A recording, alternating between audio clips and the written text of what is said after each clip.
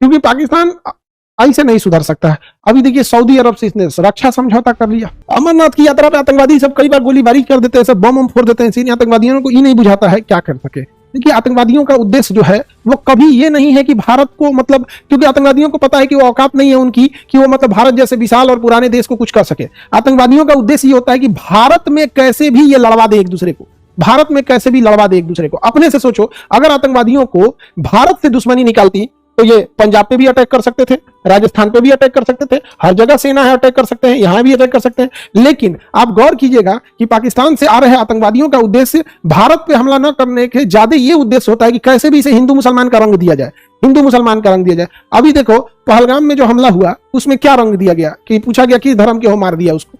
आप समझिए कि वो रंग क्या देना चाहता है, क्योंकि पाकिस्तान इसी बुनियाद पे बना ही था, लड़ाई झगड़ा करके। यहाँ पर समझ आगे कि नहीं आ गया, लड़ाई झगड़ा करके ही बना ही था इसी पे। तो ये सब नीचताई है, उसकी मानसिकता है यहाँ पे। इनकी मानसिकता आप सुधार नहीं सकते हो। पाकिस्तान का एक ही इलाज है कि उसको मार डालिए, और कोई इलाज नहीं है।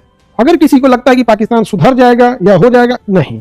पाकिस्तान का इलाज जानता है बेंजामिन नेतन्याहू। पाकिस्तान का इलाज कौन जानता है? Benjamin Netanyahu. Benjamin Netanyahu Pakistan का इलाज जानता है। वहां पे मार के मुरब्बा बना दे, सबको मारेंगे सब। अभी कतर को मारा है सबको, और इनकी औकात नहीं है कुछ कर सके। और वही लोग जो पहले कहा करते थे ये दुनियावी तालीम किस काम की है, तो भैया दुनियावी तालीम हासिल किया, इजराइल मार मार के सुता दिया। जब आप पढ़ाई का विरोध किए थे तब तो आपको नहीं बुझा रहा था। ने सैकड़ों सालों तक, 100-200 सालों तक पढ़ाई का जब विरोध करेंगे कि दुनियावी तालीम किस काम की है, आज मार रहा है तो मत कहिए। हवाई जहाज बनाया है, हेलीकॉप्टर बनाया है, मिसाइल बनाया है, ड्रोन बनाया है, सब बनाया है, मार रहा है। और जो जवाब भी दे पा रहे हैं, उन्होंने भी पढ़ाई किया है तो ही जवाब दे पा रहे हैं। कि जो अमरनाथ की गुफाओं पे मार रहे हैं सब इन आतंकवादी, सब इन आतंकवादियों को जो हथियार सप्लाई होती है, भारत सरकार को अपनी खुफिया agency research and analysis wing, RNW research and analysis wing raw से ऐसे हथियारों को सप्लाई करना चाहिए जिन हथियारों में ऑलरेडी GPS सिग्नल लगे हैं। तो खुद ही जैसे आतंकवादी जहां ब्लैक मार्केट में खरीदते हैं सुनो, ऐसे हथियार यदि हम लोग सप्लाई कराने में सफल हो गए जिन बंदूक के हथियारों में कहीं छोटा सा GPS सिग्नल लगा हो, छोटा सा GPS सिग्नल लगा हो कहीं से, जिससे ये पता चल जाएगा कि आतंकवादी बंदूक लेके कहां जा रहे हैं, क्योंकि कहीं ना कहीं से तो ये आतंकवादी बंदूक खरीदते ही होंगे वहां पर।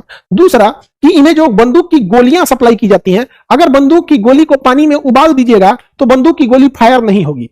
तो जो गोलियां सप्लाई की जाती हैं उसमें से या तो गोलियों को जो ब्लैक मार्केट में बेच रहा है वहां चुपके से जाके अपने ही एजेंट को, क्योंकि ये जो होता है समझा है, तो उनके थ्रू अगर सप्लाई किया जाए तो गोलियां नकली आ जाएंगी, या गोलियों का अगर साइज बड़ा कर दिया जाए, हल्का सा पता नहीं चलेगा तो मारेगा तो बंदूक के अंदर ही फट जाएगा। तो बहुत सारे उपाय हो सकते हैं यहाँ, क्योंकि पाकिस्तान ऐसे नहीं सुधर सकता है।